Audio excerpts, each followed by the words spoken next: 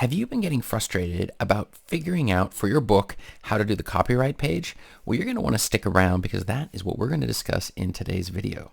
This is Chris Baird from selfpublishingmadeeasynow.com, where self-publishing doesn't have to be so hard. In today's video, we're going to talk about a sample copyright page for self-published book, a comprehensive guide. And we're going to go through everything you're going to need to know.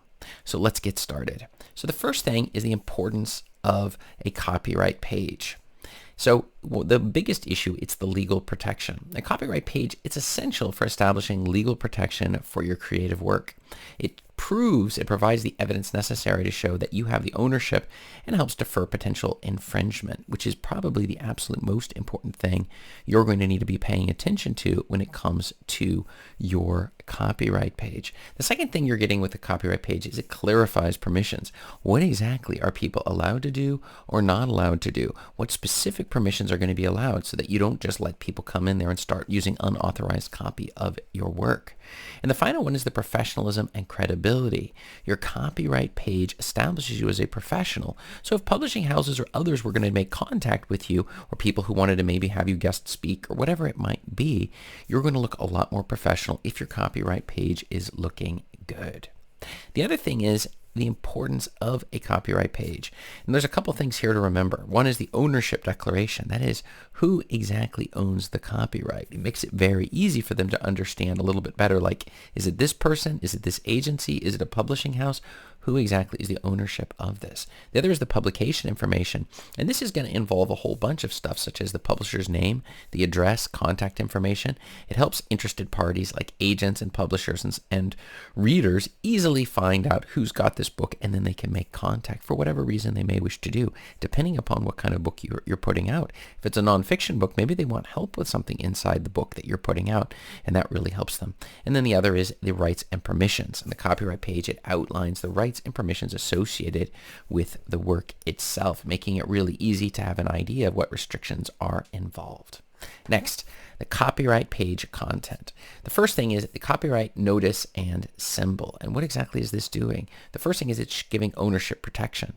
The copyright notice, it represented by the copyright symbol, and you'll see it with a little C with a circle around it. It serves as a visible indication that the work is protected by copyright law, and it alerts others that the creator holds exclusive rights to reproduce, distribute, or display the work, which discourages potential copyright infringers, which is exactly the sort of thing that happens sometimes if we don't properly lay this out in our book. The other is the date of creation. That's going to be the copyright notice. It typically includes the year of creation, or the first, and this is going to do a couple of things. It's going to first of all give an idea of copyright does not last forever, so it at least establishes a timeline to when exactly this was done, and also will show your readers whether this is out of date or how long ago this thing was done, and so that's also very important. And then you have the authorship identification, which is who exactly or which company has written or put this book together. It makes it very easy for them later on to get in contact with you, as well as see that, oh, this is a professional company. And I'll give you a quick tip for your books. Don't just write your name down for this. Choose the name of a publishing company like yourself, for example, your initials followed by publishing. That's completely acceptable. You don't have to have some big major company. The key is that it establishes a little bit more credibility than just having the author and the publishing company actually being the same, because we're not trying to flag that this is just like your very first book, or it's even a self-published book. And that is something you're going to want to pay attention to. Next, the title and author information. We're going to use clear identification so that they're able to see this easily in order to understand exactly who did this thing. Does that make sense? Who was involved in the work itself, to make sure that it's protected, as opposed to there might be some confusion with other copyrights, like who exactly does this apply to. The next is the author attribution, and that tells exactly who the author or the creator of the work is, and is attributed not only to acknowledge the individual responsible for the creation, but also assisted in establishing their ownership rights. So both of those can be involved there. And then, of course, the contact information, ensuring that it's easy to communicate with you. Okay. Next, we're moving on to the publication details, and there's a couple things here. One is the title. We're gonna have the name of the publication, and this would typically indicating the subject or the topic of the content. You're gonna have the author, like we mentioned on this one, which will have the individual or entities responsible for creating the content, and then the publication date. Next, we have the ISBN or other identification numbers. And the International Standard Book Number, it's a unique numerical identifier assigned to books, facilitating accurate and efficient tracking, cataloging, and sales monitoring. This is an absolute must if you want your book to come in bookstores or in libraries. You can get your book also assigned under existing publishing houses. I would recommend a U.S. house. I do that with my own. I have a Fiverr gig that actually does this, where we can take your book and we can assign an ISBN. If you buy a single ISBN, it will cost you around $125. However, if you get your book assigned an ISBN, it can be done for as relatively inexpensive as about $20 on Fiverr, assuming you do it through the right gig. Does that make sense? In addition, you get a free barcode with it. So you have your barcode, you have the ISBN assigned, and if you want to put your books on Ingram Spark, this is exactly what you're going to need to do. So I would definitely check that out. I believe it's below in the description. If not, just ask me in the comments. The other is DOI, which is Digital Object Identifier, and that's a persistent alphanumeric code assigned to digital objects like scholarly articles, ensuring their long-term accessibility and citation. And then we have the ISSN, the International Standard Serial Number, and that is a unique code to serial publications such as journals, magazines, aiding in the identification and organization.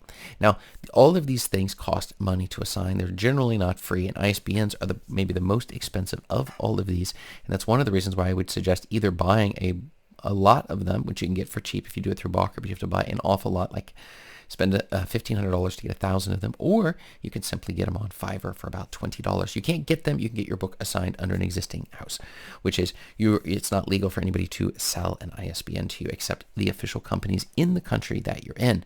Some countries give them out for free, like Canada and Norway. The downside is they want a copy of those books, so they will tell you, please send us copies of the books, and sometimes they want more than one copy, so this can get very pricey, and you might consider just getting the ISBN the cheaper way, which is just getting it assigned directly for your book through one of the Fiverr gigs that I mentioned earlier. Next, we have the rights and permissions. This would be the copyright. That would be the legal protection granted to the creator of the work. Now, you have to keep in mind, copyright is automatically assigned the second you publish the book.